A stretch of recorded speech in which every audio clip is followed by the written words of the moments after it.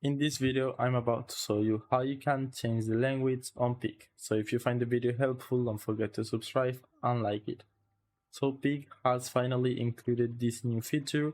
What you need to do is open the game, then go to settings, or you can also go to the menu if you are inside a game.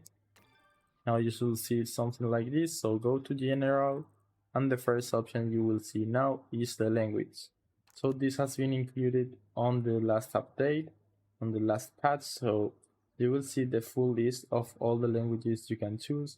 Let's say you want Spanish, you can just click it and everything will change into the selected language automatically. And then you can just go back to settings, and the first option, remember, is the first category and the first option. So you can click there and select any language you want. I'm gonna switch back to English, and that's it. This way you can see every item, every description, and everything in your main language. So I hope it was helpful, and thanks for watching.